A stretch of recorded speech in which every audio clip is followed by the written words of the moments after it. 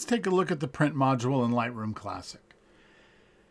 It may not be a requirement for the class that you're in to actually make a print. If it's an online class, for sure, there's no requirement, but I wanted to talk about the print module anyway, so that you're familiar with it in case you have a printer at home and you want to make printouts of your images.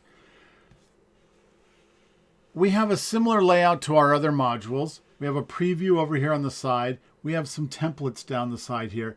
And you can see that with an image selected, if I choose one of the templates, some of them are like picture packages, which will give me, one size and then multiples of another size of the image. What I'm going to talk about today is just maximizing your print size on your page. And so I'm going to start with the 8x10 template, which sort of gives us one large image on the page. You can see that there's a bunch of templates. There's my contact sheet templates from the other demo. And we're going to talk about saving a template once we get this all dialed into what we want it to be. Down here in the lower left corner, we have our page setup. And the page setup lets us choose the printer we're going to be printing to and our paper size. It also lets us choose whether we want to have it in portrait or landscape. I'm going to leave it in portrait for right now. It doesn't matter when it prints, it'll look correct no matter how we print it. And I'm going to say OK. The next thing I'm going to go to is my page settings.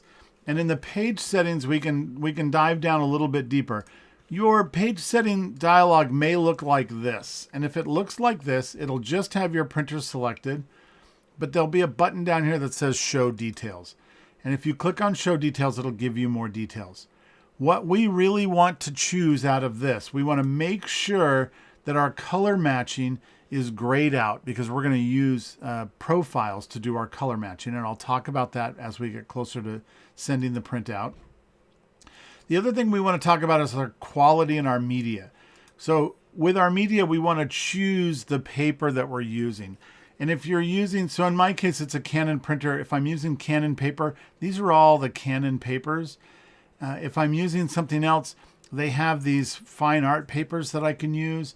There's any number of papers that you can use. For this one, I'm just going to choose the Photo Paper Pro Luster, and it should automatically choose what paper source it wants to get the paper from.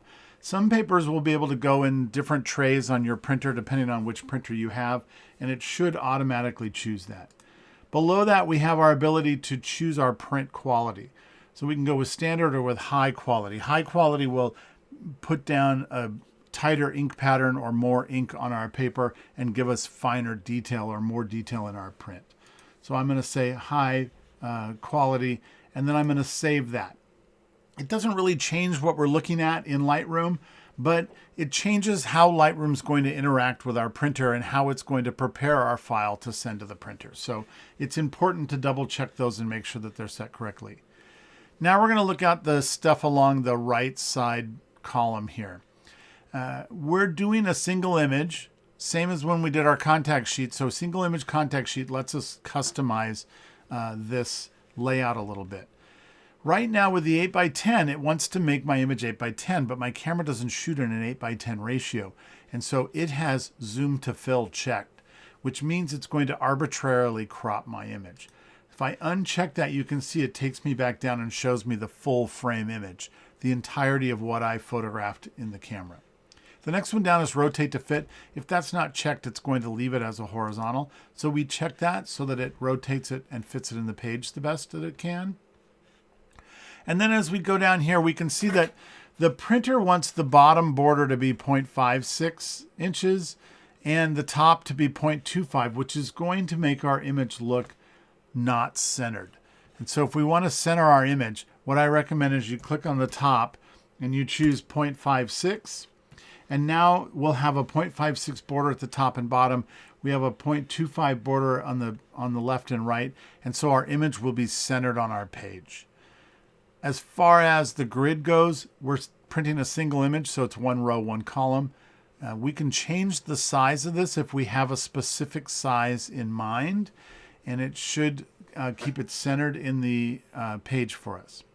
And below that are our guides, which we talked about in the contact sheet one. That just shows us the ruler and the margins and the image area. You can add a page color, a background color. You can add a secondary image to the to the background. And I've posted those in our Canvas class with more information from Adobe directly. You can watermark the print, which will put sort of something over the image ghosted so that someone can't copy this image. You can add page numbers or page info or crop marks. So if we add page info, it's going to add some information on the bottom that tells us all of the stuff that we did, all of the settings that we have for our prints. So if you're testing some prints, that might be a good idea just to kind of get some info onto the page so you can see what you are working on. And then at the bottom, we have our print job.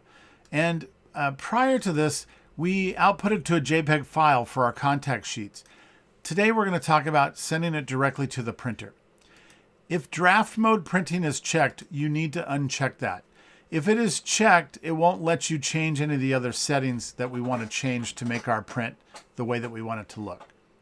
So with draft mode unchecked, we're going to go down and we're going to look at our print resolution. And I recommend 300 pixels per inch for our print resolution. You can do some testing on sharpening to see if you like what it does with sharpening. You should apply your sharpening either in the develop module or when you're working on your images if you take them into Photoshop. But try this out and see what gives you the best results. You can click on 16-bit output to work in a larger color space. I think we talked about this at the beginning of the class, that there are color gamuts or color spaces that you can work with, and 16-bit just has more colors for the computer to choose from. Again, do some testing on that and see what the results look like, and whichever one you think gives you the best possible print results is the one that you should use. The next section down is our color management. And when you bring this up, it may say profile managed by printer, but what we want to do is we want to choose the profile, the print profile that matches our paper that we're printing on the printer that we're printing it on.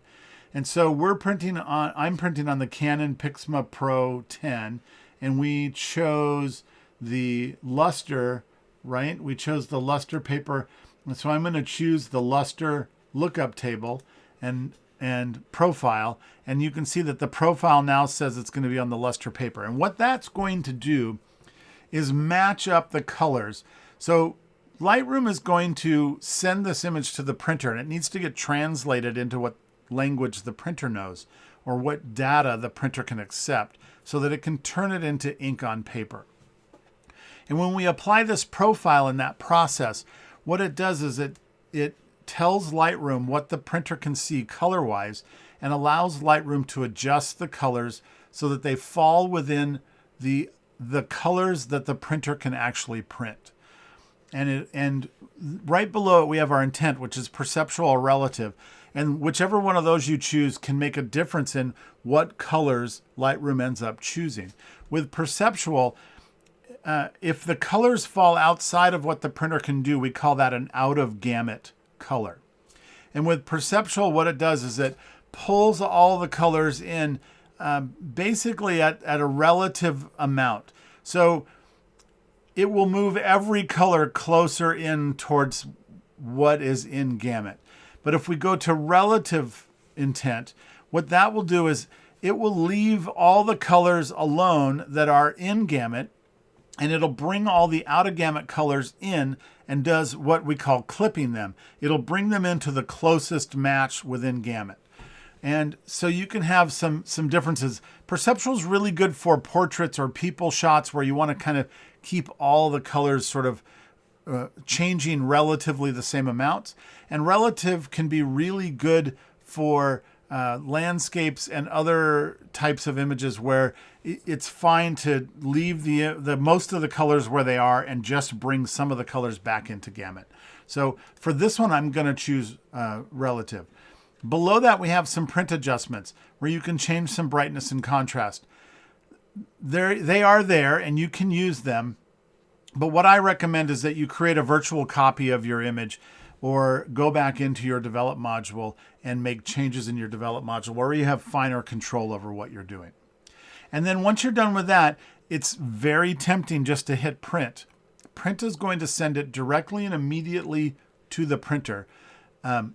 without any ability to make any changes. So what we want to do is look at our printer dialog. And so it's going to bring up our printer dialog, and we can double check that we have the right printer selected and that color matching is indeed off.